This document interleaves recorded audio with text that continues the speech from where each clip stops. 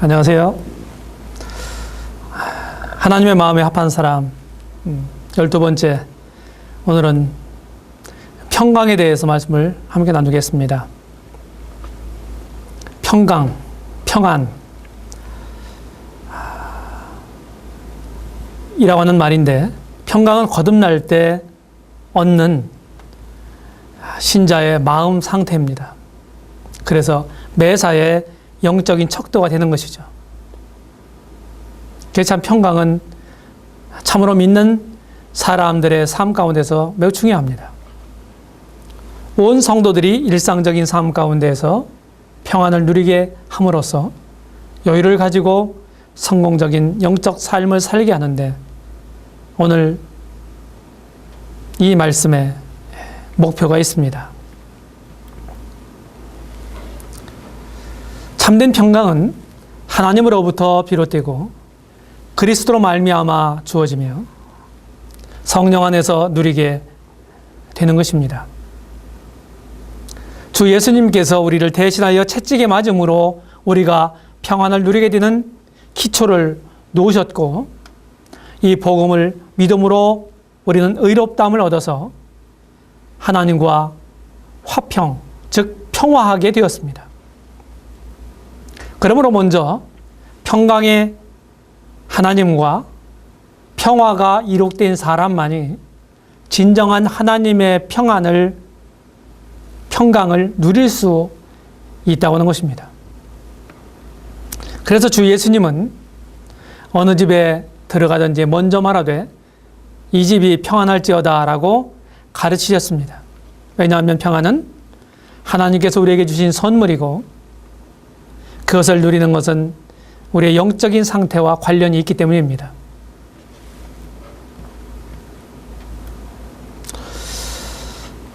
이 평강에 대해서 우리는 네 가지의 대지를 가지고 함께 나누겠습니다. 첫 번째, 평강의 근원에 대해서; 두 번째, 평강하지 못하는 이유에 대해서; 세 번째, 평강을 누리는 방법에 대해서; 네 번째, 평강이 주는 결과에 대해서 나누어서 생각해 보겠습니다. 첫 번째, 평강의 근원은 무엇일까요? 빌립보서 4장 9절에 보게 되면 바울은 빌립보 성도들에게 이렇게 말합니다. 너희는 내게 배우고 받고 듣고 본 바를 행하라. 그리하면 평강의 하나님이 너희와 함께 계시리라고 말했습니다. 여기에 평강의 하나님이 있습니다. 하나님으로부터 진정한 평강이 비롯된다는 사실을 우리는 기억해야 합니다. 이미 서론에서 말씀을 드린 것처럼 복음을 통해서 하나님의 평강을 소유하게 됩니다. 복음을 통해서.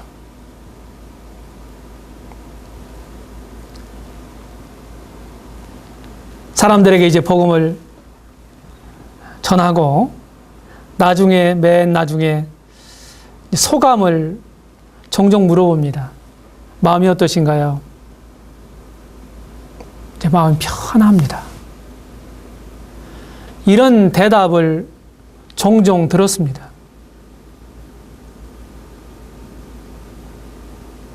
주 예수님을 통해서 이룩하신 이 복음을 통해서 우리가 불안하고 평강이 없었던 우리 마음 가운데 진정한 평안을 갖도록 하시는 것입니다. 그리고 나서 평강의 하나님이 그들과 함께 하시는 것입니다. 여기 하나님의 평강이 있고 평강의 하나님이 있습니다. 빌립보서 4장 7절에는 하나님의 평강이 있고요. 두 구절 뒤인 빌립보서 4장 9절에는 평강의 하나님이 있습니다. 우리는 잘 생각할 필요가 있어요. 복음을 통해서 하나님의 평강을 마음 가운데 가지고 있는 이런 사람이 그 평강의 하나님과 함께 할 수가 있다는 거예요. 다시 말하면 평강은 하나님으로부터 내려오는 거예요. 세상엔 평안이 없습니다. 진정한 평안이 없어요. 뿐만 아니라 평강의 근원, 근원 두 번째는 그리스도께서 구속을 통해서 평강을 주십니다. 요한복음 14장 27절에서 사랑하는 제자들에게 말씀하시기를 평안을 너에게 끼치더니 곧 나의 평안을 너에게 주노라. 내가 너에게 주는 것은 세상이 주는 것 같지 아니하니라. 너희는 마음에 근심도 말고 두려워하지도 말라고 말씀했습니다. 잠시 후에 제자들을 떠나실 것이 기약됐습니다. 주님은 사랑하는 제자들에게 평안, 우리말로 하면 안녕을 약속하셨습니다. 그것은 주님의 제자들에게 남기신 유산이었습니다. 뿐만 아니라 골로새서 1장 19절로 20절에 보게 되면 아버지께서는 모든 충만으로 예수 안에 거하게 하시고 그의 십자가의 피로 화평을 이루사 만물 곧 땅에 있는 것들이나 하늘에 있는 것들을 그로 말미암아 자기와 화목해 되기를 기뻐하심이라고 말했습니다. 주님의 구속의 결과는 화평이었습니다. 다시 말하면 평강, 평화입니다. 성경에 나타나 있는 화평, 평강, 평안, 평화 이런 말들은 사실은 같은 말입니다. 주 예수님의 십자가의 피로 화평을 이루셨다고 말합니다. 하나님과의 원수된 관계에서 그분이 화목제물이 되어주심으로 하나님과 우리가 화평을 이루게 됐다는 거예요. 구속을 통해서 우리 마음 가운데 평강을 주시는 거예요. 하나님과 화평이 이루어진 사람이 그 마음 가운데 하나님으로부터 오는 평강을 소유하게 되는 것입니다. 뿐만 아니라 평강은 성령 안에서만 주어진 평강을 누릴 수가 있어요. 갈라디아서 5장 22절에 보게 되면 성령의 열매 세 번째에 사랑과 희락과 화평과 라고 말하고 있습니다. 세 번째 화평을 언급하고 있어요. 이것이 바로 우리가 함께 나누는 평화, 평강입니다. 성령의 열매입니다. 성령 안에서 행하는 사람이 성령의 열매를 맺게 되는 거예요. 그래서 성령 안에서만 우리에게 주어진 평강을 누릴 수가 있어요. 성령 밖은 무엇입니까? 세속적으로, 육신적으로 살아가는 것이요. 그러면 평강을 누리지 못합니다. 로마서 8장 6절에서 육신의 생각은 사망이요 영의 생각은 생명과 평안이니라 라고 말씀합니다. 여기 영의 생각은 생명과 평안이다. NIV 성경에 보게 되면 성령에 의해서 콘출을 받는 마음은 생명과 평안이다 이렇게 말합니다. 이미 말씀을 드린 성령 열매를 맺는 삶이 무엇입니까? 성령의 지배 가운데 있어야 될 때, 성령의 인도를 따라 사는 삶을 살게 될 때 성령의 열매가 맺힌다고 그랬어요. 그 말씀과 같은 내용입니다. 그래서 평강의 근원은 삼위일체 하나님으로 말미암고 그 삼위일체 하나님으로 말미암아 누리게 되는 거다. 이렇게 정리할 수가 있겠습니다. 여러분은 안녕하십니까? 우리가 사람들을 만나게 되면 안녕하세요 이렇게 인사하지 않습니까? 이스라엘 사람들은 샬롬 이렇게 말한다고 합니다. 인사한다고 합니다. 그 말이 사실은 같은 의미죠. 같은 의미입니다. 진정한 안녕은 하나님으로부터 오는 거다 하는 사실을 꼭 기억하시기 바랍니다. 여러분들이 하나님을 믿지 않는 분들이라고 한다면 여러분들의 진정한 안녕은 소유하지도 못하고 누리지도 못한다는 사실을 기억하시기 바랍니다. 두 번째 단락에서 불평강의 이유를 생각해 보겠습니다.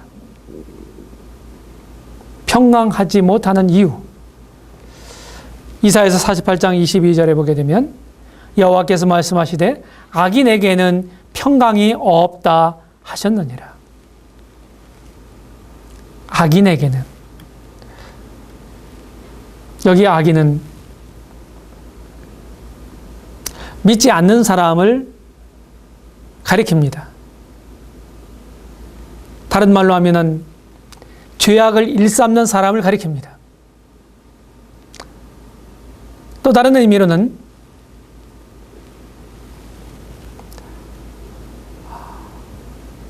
죄 가운데 사는 사람을 가리키는 것이죠. 우리 삶 가운데 죄가 들어올 때 누구나 믿는 사람이든 믿지 않는 사람이든 평안이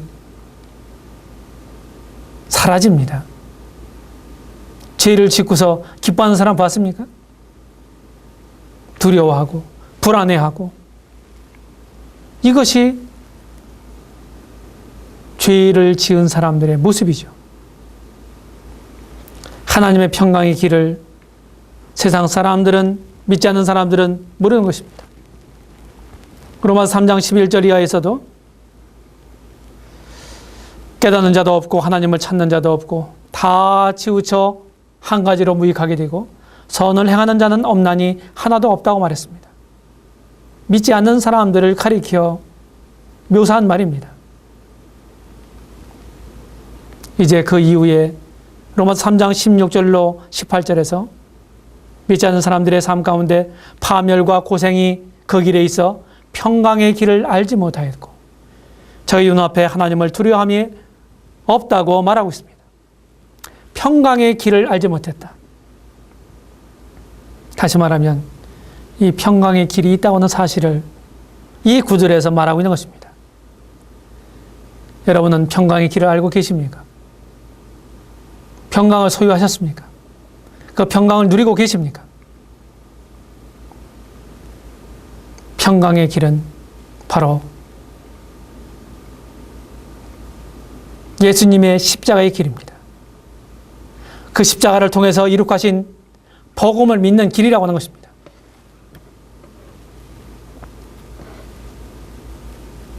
뿐만 아니라 평강을 누리지 못하는 이유가 무엇입니까?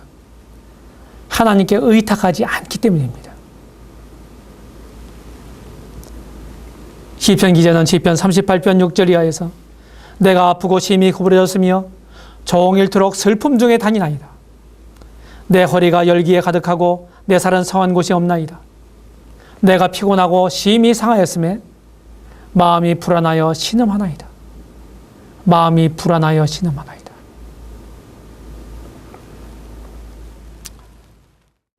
하나님께 참으로 맡기지 못할 때 우리는 마음 가운데 불안이 가득할 수밖에 없죠.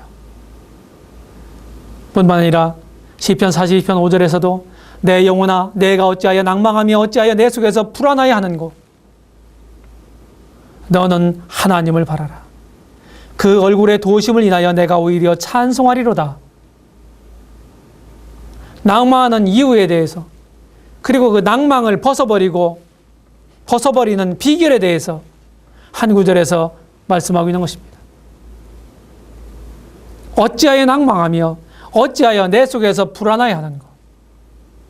그런 사람은 하나님을 바라봐야 합니다. 하나님을 의지해야 하는 것이죠. 그러면 그런 불안은 가시게 되고 오히려 찬송이, 감사가, 평안이 넘치게 되는 것입니다. 뿐만 아니라 우리가 평안을 누리지 못하는 이유 세 번째는 하나님께 불순종하기 때문입니다. 하나님을 불순종하기 때문에. 이사야서 48장 18절 이하를 보십시오. 슬프다. 내가 나의 명령을 듣지 아니하였도다. 만일 들었다면 네 평강이 강과 같았겠고. 여기 보십시오. 하나님 친히 말씀하십니다. 내가 나의 명령을 듣지 않았다. 다시 말하면 불순종했다. 내가 만일 순종했다면 네 평강이 강과 같았을 것이다. 그렇다고 한다면 우리가 평안을 누리지 못하는 이유가 무엇일까요? 이 구절에서 우리에게 가르치는 것은 하나님께 불순종하게 될 때 결코 평안을 누릴 수 없다는 것입니다.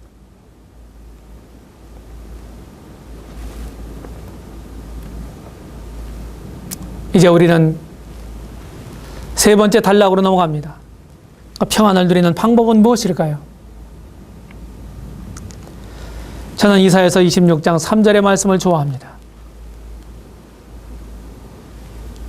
주께서 심지가 견고한 자를 평강의 평강으로 지키시리니 이는 그가 주를 의뢰함이니이다.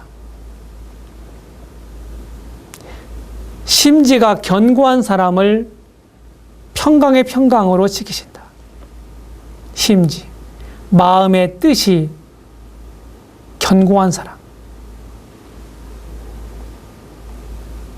마음이 정해지지 않고 불안해서 막 흔들리게 되면 뭡니까? 평강은 고사하고 불안하게 되겠죠. 마음의 뜻이 주님 앞에 확고한다면 어떤 어려움이 있어도 우리는 불안해하지 않을 것입니다. 왜 그렇게 견고하게 될 수 있을까요? 마음의 뜻이 왜 확고할 수 있었을까요? 이는 그가 주를 의리함이니이다. 주님을 의리하는 믿음 때문에, 주님께 의탁하는 믿음으로 그의 마음이 요동하지 않는 것입니다.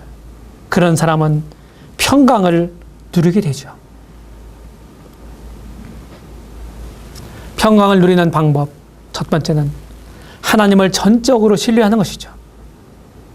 우리는요, 하나님과 우리가 믿는 주님을 더 잘 알 때 더 잘 신뢰하게 됩니다. 하나님을 믿는다고 하면서도 어떤 사안이 발생되게 되면 우리는 안절부절하게 되죠. 불안을 감추지 않습니다. 왜 그렇습니까? 하나님을 믿는다면, 우리가 믿는 하나님이 어떤 하나님인데, 그것은 하나님을 신뢰하지 못하기 때문이죠. 진짜 참된 하나님을, 성경에 계시되는 그 하나님만을 우리가 참으로 알게 되고 그분을 신뢰하게 되면 우리는 평강을 누리게 되는 것이죠. 빌립보서 4장 6절로 7절에 보게 되면 아무것도 염려하지 말고 주께 아리라고 말씀합니다. 염려하지 않고 기도로 주님께 맡길 때 평강이 오는 것이죠. 그리하면 하나님의 평강이 너희 마음을 지키시리라, 이렇게 말씀하고 있습니다. 염려하지 말고 기도하라. 기도는 의탁을 의미합니다. 맡기는 거죠. 다시 말하면 염려는 불신입니다. 뿐만 아니라 신뢰함으로 요동하지 않는 마음은 평강을 누리게 된다고 이미 말씀을 드렸어요. 하나님을 전적으로 신뢰하는 것입니다. 뿐만 아니라 평강을 누리는 방법은 성령의 인도를 받는 것이죠. 성령님의 다스림을 받게 되면 평안이 오게 돼요. 이 말씀을 드린 것처럼 로마서 8장 6절의 가르침입니다. 로마서 14장 17절에서 하나님 나라는 뭐라고요? 하나님 나라는 의와 평강과 기쁨이라고 그랬어요. 성령 안에 있는 하나님 나라는 평강의 나라입니다. 하나님 나라의 시민이 됐다고 한다면 우리는 그 평화를 누려야 되는 것이죠. 그것이 정상입니다. 베드로후서 3장 11절 이하에 보게 되면 우리는 소망 중에서 평강 가운데 나타나기를 힘써야 합니다. 우리를 불안하게 하고 염려하게 하는 많은 요인들이 사실은 우리가 사는 삶 가운데서 잠복해 있고, 그리고 그것이 나타납니다. 그런 일들이 일어나죠. 그런 가운데서도 우리는 지극한 평강을 누릴 수가 있습니다. 예를 들어 볼까요? 베드로가 복음을 열심히 전하다가 잡혀서 옥에 갇히죠. 옥에 갇혔습니다. 죽을지도 몰라요. 이미 사도 야고보가 순교당했습니다. 그런 상황 가운데서 지금 베드로를 또 죽이려고 옥에 가둬놨어요. 근데 베드로는 어떻게 하고 있나요? 거기서 안절부절하고 있나요? 아니 주님, 제 삶이 여기까지밖에 안 됩니까? 저는 할 일이 많은데요. 이렇게 원망하지 않았습니다. 불안해하지 않았어요. 그는 뭘 하고 있었어요? 잠자고 있었어요. 불안해하고 염려하는 사람이 잠이 올 수 있을까요? 베드로는 지극한 평강 가운데서 있었던 것입니다. 바울이 이제 드로아에서 배를 타고 네아포리를 거쳐서 빌립보로 갔습니다. 복음을 열심히 전했어요. 바울과 실라가 잡혀서 빌립보 감옥에 갇힙니다. 착고에 채워졌어요. 발은요. 옥문은 굳게 닫혀 있습니다. 간수가 지금 칼을 가지고 지키고 있습니다. 거기서 뭐 하고 있나요? 하나님을 원망하고 있습니까? 시세 타령을 했나요? 그렇지 않죠. 그들은 성령의 충만한 가운데서 찬송했습니다. 그들은 바울과 실라는 옥에 갇혀 있으면서도 어떻게 보면 부당한 대접을 받고 있으면서도 평강을 잃지 않았어요. 왜 그랬습니까? 그들은 성령이 충만했기 때문입니다.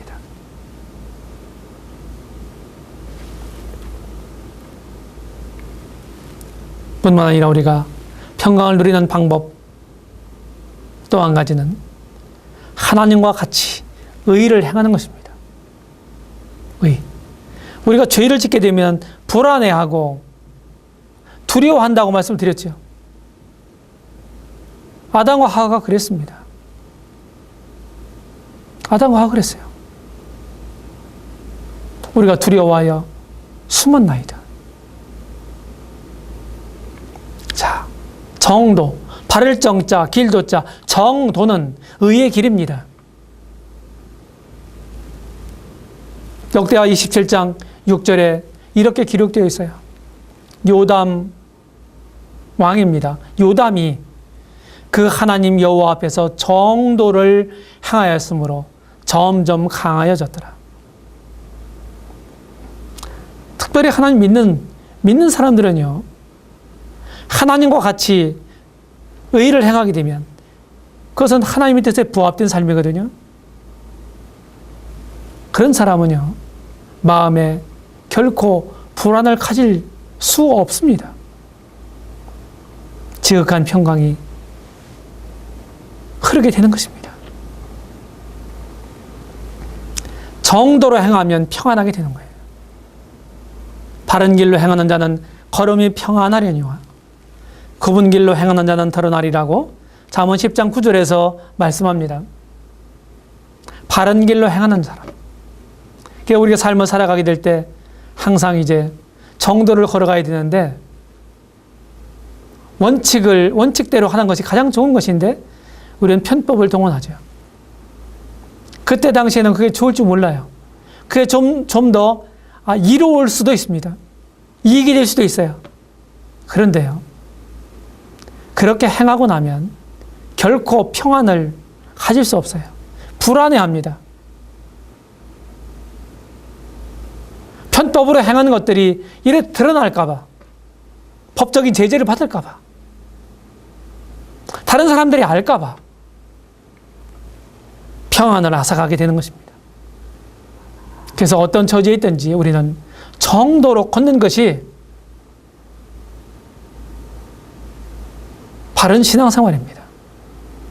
좀 손해가 되더라도 그렇게 해보십시오.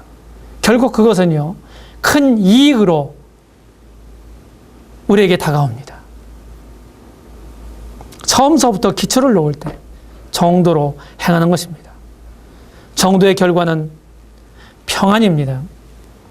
의의 공효는 화평이요, 다시 말하면 평강이요, 의의 결과는 영원한 평안과 안전이니라. 의의 결과는 영원한 평안과 안전이니라. 이렇게 이사야서 32장 17절에서 결론을 내리죠. 네, 의로 행하십시오. 그게 정도입니다. 우리가 걸어야 할 길입니다. 그 길에는 평강이 있습니다. 뿐만 아니라 평강을 누리는 방법은 말씀을 사랑하고 순종하는 거죠. 말씀을 사랑하면 평강이 옵니다. 시편 119편 165절에 주의 법을 사랑하는 자에게는 큰 평안이 있으리니 저에게 장애물이 없으리이다 라고 말씀합니다. 주의 말씀을 사랑하는 사람에게는 큰 평안이 있다. 이런 큰 평안을 누리고 계십니까? 누리고 있지 못하신다면 한번 실험해 보십시오. 성경은 주의 법을 사랑하는 사람들에게 큰 평안이 있다고 단정하십니다. 빌립보서 4장 9절에서 이미 말씀드린 대로 말씀을 순종하면 평안을 누리게 되는 것이죠. 너희는 내게 배우고 받고 듣고 본 바를 행하라. 그러면 평강의 하나님이 너희와 함께 하시리라. 평강의 하나님이 함께 하시면 그 하나님의 평강을 누릴 수 있는 것이죠.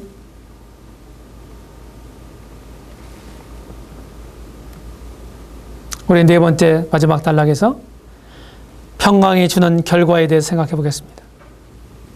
고린도후서 13장 11절에서 형제들아 기뻐하라. 온전케 되며 위로를 받으며 마음을 같이하며 평안할지어다. 또 사랑과 평강의 하나님이 너희와 함께 계시리라고 말씀합니다. 사랑과 평강의 하나님이 너희와 함께 계시리라. 우리가 하나님과 함께 하는 삶, 함께 하는 사역, 하나님이 동행하는 우리의 걸음, 여기에 평안이 있습니다. 평강이 있는 것입니다. 개인적으로는 영육간 건강의 키트를 마련합니다. 평강을 누리는 사람은요, 모든 만병이 사실은 마음으로부터 비롯된다는 말이 있죠. 그렇죠? 그것은 결코 근거 없는 말이 아닐 것입니다. 그리스도의 평강이 너희 마음을 주장하게 하라. 또한 너희는 감사하는 자가 되게 하라. 되라고 골로새서 3장 15절에서 말씀합니다. 그리스도의 평강이 너희 마음을 주장하게 하라. 감사의 근거가 되고 건강하게 되고 영적인 일을 추구하고 발휘하게 되는 것이죠. 마음의 병이 들으면 육체도 시들해지게 됩니다. 우리는 영육을 가지고 있는 것이 인간이기 때문에 영적으로 건강하면 육체적으로도 육체적인 연약을 감당하게 됩니다. 뿐만 아니라 육체적인 건강은 영적인 충만함에 도움을 줍니다. 서로 관계가 이렇게 긴밀하게 있는 것입니다. 평강을 누리는 사람은요, 육체적인 건강을, 영육간의 건강을 누리게 돼서 이제 주님의 뜻을 이루는 이런 삶을 살 수 있을 것입니다. 뿐만 아니라 평강을 누리는 결과 두 번째는 교회적으로 영적인 성장의 기본이 확립되는 것입니다. 사도행전 9장 31절에 보게 되면은 온 유대와 갈릴리와 사마리아 교회가 평안하여 든든히 서가고 주를 경외함과 성령의 위로로 진행하여 수가 더 많아졌다고 기록되어 있습니다. 큰 박해자였던 사울이라고 하는 청년이 주님을 이제 만났어요. 믿었습니다. 그리스도인들을 박해하는 선봉장이었던 사울이 주님 앞에 거듭남으로 돌아왔어요. 그런 배경을 가지고 있습니다. 이 말씀은. 교회가 평안했다. 그래서 든든히 서갔다. 교회가 평안해야 교회가 영적으로 성장하게 돼요. 외부적인 이런 일들로 인해서 교회가 어려움을 당한다든지 또 내부적으로 내분이 있어서 어려움이 된다든지 하게 되면요. 교회는 결코 성장하지 못하게 되는 것이죠. 평안, 다시 말하면 평강을 교회 분위기가 평안해야 합니다. 평강을 누려야 돼요. 그리고 주님을 경외해야 돼요. 이렇게 할 때 교회가 영적으로 성장하는 기본이 확립되는 것입니다. 이제 결론을 생각해 보겠습니다. 결론 첫 번째로 참된 평강은 하나님으로부터 비롯됩니다. 그리고 그리스도로 말미암아 주어졌습니다. 뿐만 아니라 성령님을 통해서 지켜지는 것입니다. 우리는 하나님의 평강을 소유해야 합니다. 그러려면 그리스도를 믿는 믿음으로 거듭나야 합니다. 여러분, 복음을 듣고 거듭나셨나요? 그럼 그런 사람은 하나님의 평강을 누려야 합니다. 우리 마음 가운데 주어진 평안이 깨어지는 것은 신앙의 적신호입니다. 빨간불이 켜진 거예요. 내가 마음이 불안해하고 평강이 사라지게 되면 우리는 멈추어서 생각해야 합니다. 평안이 깨지는 것은 신앙의 적신호다 하는 사실을 꼭 기억하시기 바랍니다. 계속해서 더 진행하게 되면 큰 과오를 범하게 될 것입니다. 여러분들은 평안을 누리고 계십니까? 아니면 지금 불안해 계십니까?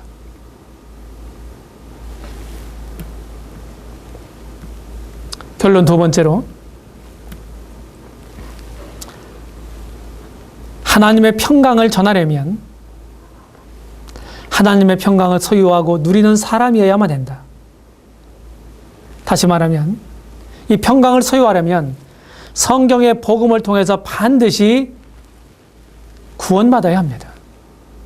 그런 사람이 평강을 소유하고 누리는 사람이 되는 것이고 그런 사람만이 그런 하나님의 평강을 전할 수 있습니다. 복음을 통해서. 우리는 우리만 하나님의 평강을 소유해서는 안 됩니다. 그 평강을 전해줘야 합니다. 그러기 위해서는 사도행전 10장 36절에 있는 것처럼 화평의 복음으로 증거해야 합니다. 여러분들은 이 복음을 전함으로 하나님과 사람 사이에 화평케 하는, 화목케 하는 사람이 되고 있습니까? 어떠십니까?